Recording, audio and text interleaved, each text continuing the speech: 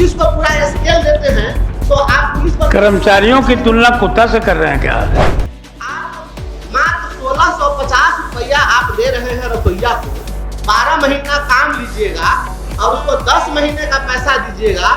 इस 1600 रुपया में घर में पलने वाले कुत्ते का भी पेट भर सकता है क्या? और राज्य के नीति निर्देशक तत्व के तहत यह अपेक्षा होती है सरकार से कि आप आर्थिक न्याय करेंगे, तो क्या यह आर्थिक न्याय है?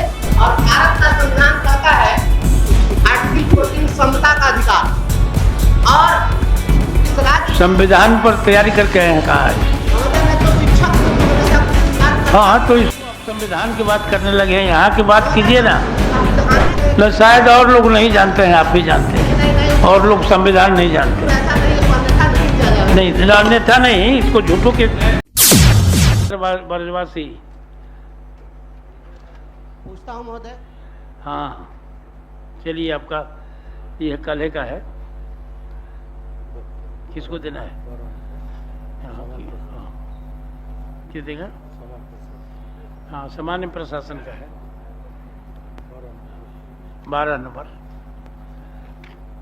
महोदय, इसमें तो माननीय सदस्य द्वारा 2 बातों का जिक्र किया गया है। अलग अलग संवर्ग के जो संविधाधारित या अन्य लोग हैं, दैनिक पारिश्रमिक पर काम करने वाले लोग, 2 चीज़ है कि इनको न्यूनतम मजदूरी के हिसाब से दिया जाए, और दूसरी चीज़ है इनको सरकारी सेवक के रूप में मान्यता देने की बात।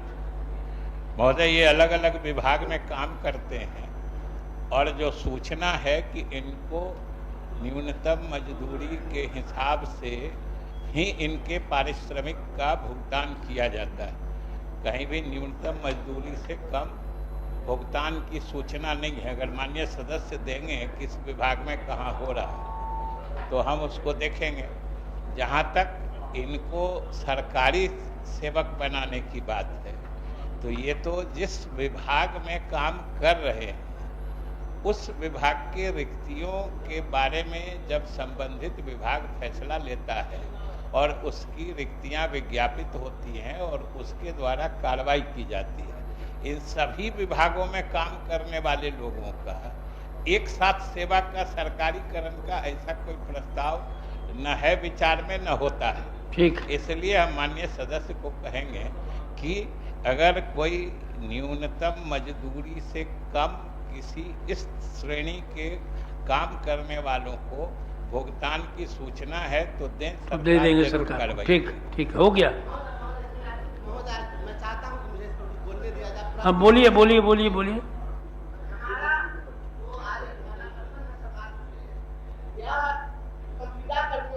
प्रतिदिन किसी न किसी माननीय सदस्य के द्वारा संविदा कर्मियों से संबंधित कोई न कोई प्रश्न लाया जाता है। महोदय, ये भारत का संविधान है, और इस संविधान की शपथ लेकर हम सभी, चाहे पॉलिटिशियन हो, कोई अधिकारी हो, ऊंचे पदों पर बैठे हुए हैं और महान बने हुए, और भारत का संविधान कहता है आर्टिकल 14 समता का अधिकार, और इस राज्य संविधान पर तैयारी करके आए हैं कहा है। महोदय, मैं तो शिक्षक हूँ, तो हमेशा कुछ बात करता हाँ, हूँ। तो इसको अब संविधान की बात करने लगे हैं, यहाँ की बात कीजिए ना। संविधान के प्रति न सब लोग जिम्मेवार है, संविधान की तो हम लोग शपथ लेते हैं। न शायद और लोग नहीं जानते हैं, आप भी जानते हैं, नहीं, और लोग संविधान नहीं जानते। ऐसा नहीं, इसको अन्यथा नहीं लिया जाए। नहीं, अन्यथा नहीं, इसको झूठों के जो कहना चाह रहे हैं, हाँ, उनको अंतिम बिंदु पर पहुंचने में वक्त लगेगा, लेकिन उनकी बात को समझ के हम पहले ही बता दे रहे हैं ब्रजवासी जी। इसलिए चौधरी जी वंदे भारत से पहुंच रहे हैं। चलिए। समानता का कानून समान योग्यता रखने वाले और समान ढंग से नियुक्त होने वाले लोगों के बारे में होता है। समानता हर जगह समानता है। जैसे समानता में है कि इक्वलिटी बिफोर लॉ है ना, समता समानता का अधिकार, उसी का दूसरा पार्ट है, उसी आर्टिकल 14 में पढ़ लीजिए कि इक्वल प्रोटेक्शन ऑफ लॉ, वो भी उसका एक पार्ट है। जरा उसका भी अर्थ समझिए, और उसका यही अर्थ होता है कि equal law for equals and unequal law for unequals. तो आप जो सीधे कहीं नियुक्त हो गए हैं, कोई प्रतियोगी परीक्षाओं से चुन के आते हैं, आप सबको समानता के अधिकार में एक साथ कैसे मिला दे रहे हैं? इसलिए आर्टिकल 14 अपनी जगह दुरुस्त है, उसको लेकिन मिस इंटरप्रेट करके, गलत व्याख्या करके, गलत जगह उपयोग मत करिए। ठीक है। हाँ, श्रम संसाधन विभाग साल में 2 बार मिनिमम डेली वेज के चार्ट को रिवाइज करता है और इसके तहत अकुशल मजदूर के लिए 412 रुपया प्रतिदिन, अर्धकुशल के लिए 428 रुपया प्रतिदिन, कुशल के लिए 521 रुपए, अति कुशल के लिए 636 रुपए और क्लर्कियल और सुपरवाइजरी के लिए 11,780 रुपए अभी प्रावधान बनाया है, जो भी लागू है। और आप मात्र 1650 रुपया आप दे रहे हैं रसोईया को, 12 महीना काम लीजिएगा और उसको 10 महीने का पैसा दीजिएगा। इस 1600 रुपया में घर में पलने वाले कुत्ते का भी पेट भर सकता है क्या?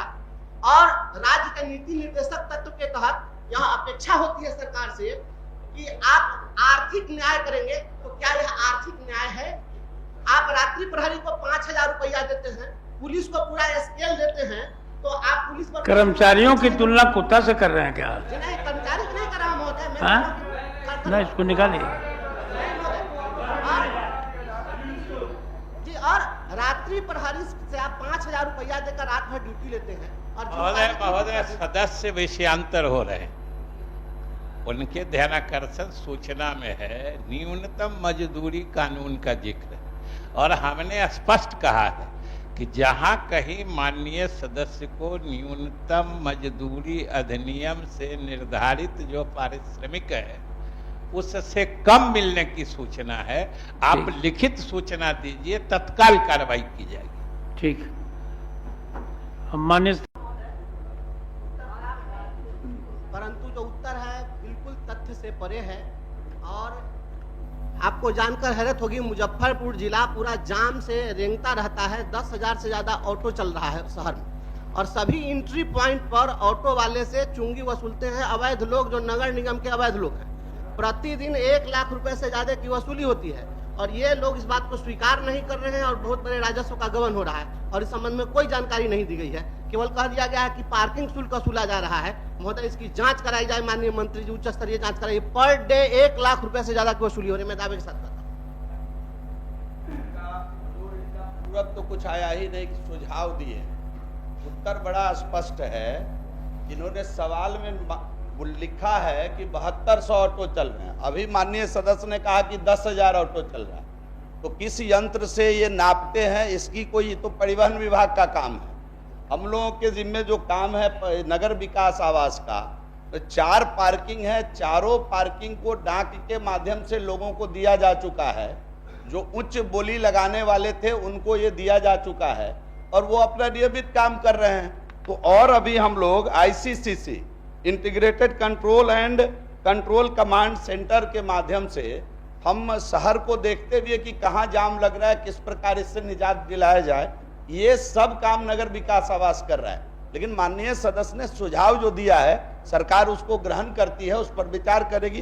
पूरक कोई उनका था नहीं। ठीक। पूरा यही बता दिया जाए कि इसमें तो सारा पार्किंग। इस प्रश्न में है 7200 ऑटो चलता है, तो माननीय मंत्री ने सवाल का जवाब यह नहीं दिया कि 7200 या 72 ऑटो चलता है। आपका क्या सर्वेक्षण है? आप कितने लोगों को परमिट दिया है, कितना वसूली? आप पार्किंग में 4 पार्किंग को दिया है, तो वह 4 पार्किंग से वसूली क्या होता है, यह तो सदन जानना चाहती है। सभापति महोदय, 4 पार्किंग से वसूली कितना होता है, ये प्रश्न का हिस्सा नहीं है। माननीय सदस्य को अगर इसकी चिंता है तो अलग से प्रश्न लाएंगे, हम इसका जवाब दे देंगे कि कितने में डाक किया गया है और इसकी वसूली कितना है। ये माननीय सदस्य को जरूर हम इसका उत्तर दे देंगे, अलग से अगर प्रश्न लाएंगे तो। और जहां तक निबंधन का सवाल है, तो ऑटो या गाड़ी का निबंधन परिवहन विभाग का काम है, ये नगर विकास आवास का काम नहीं है। नगर विकास का जो काम है उसमें हमने 4 जगह चिन्हित करके ऑटो पड़ाव बनाया है और उच्च बोली डाक के माध्यम से हमने ट्रांसपेरेंसी के साथ उच्च बोली लगाने वाले को ये हमने सौंपा है। और वो अपना काम नियमित रूप से कर रहे हैं। इसके अतिरिक्त अगर कोई सुझाव होगा विभाग से संबंधित तो विभाग उसको ग्रहण करे। महोदय एक मिनट, आप इस बात को तो क्लियर कर दीजिए कि आपके शहर के एंट्री पॉइंट पर पैसे की वसूली होती है या नहीं होती है। और जहां तक बात है 7200 की, तो जिला स्तरीय मीटिंग में आपका डीटीओ ने इस बात को स्वीकार किया था कि 7200 ऑटो हमारे यहाँ रजिस्टर्ड है और उसके अतिरिक्त भी बहुत सारे अवैध चलते हैं ऑटो। इसके आधार पर हमने कहा कि 10,000 से अधिक चलता है। तो इस बात को, और चुंगी के नाम पर जो वसूली हो रही है, इसको, यह बहुत बड़ा मामला है, इसको महोदय जांच करवाइए और इसको देखिए। सभापति महोदय, नगर विकास के द्वारा किसी प्रकार का कोई चुंगी, कोई प्रवेश टैक्स, कोई ऑक्ट्राई नहीं लिया जाता है। ठीक, इसलिए ये संबंधित विषय ही नहीं है हमारा। और उनका जो सुझाव है माननीय सदस्य का, सरकार ग्रहण करेगी और उस पर विचार करेगी। मैं तो कह ही रहा हूँ। माननीय खंड ख में लिखा हुआ है कि क्या यह सही है कि फर्जी रसीद के माध्यम से सभी ऑटो से चुंगी वसूली जा रही है, किंतु मात्र 275 ऑटो से ही चुंगी वसूली का प्रतिदिन दिखाया जाता है। इस पे माननीय मंत्री को क्या कहना है? मैंने पहले कहा सर कि ये जो 275 का डेटा चुंगी का, कहा चुंगी वसूली ही नहीं जाती है, तो 275 हो या 7200, क्या मायने है इसका? वरिष्ठ सदस्य काफी वरिष्ठ हैं, हमको तो उम्मीद था कि इनका सहयोगात्मक विषय आएगा। ये सवाल ही नहीं है ना। नगर विकास आवास का ये काम मैंने स्पष्ट कर दिया कि चुंगी ऑक्ट्राई किसी प्रकार का कर लेना नगर विकास आवास का काम नहीं है, हम नहीं लेते हैं, इसलिए इसका जवाब इस विभाग से संबंधित नहीं।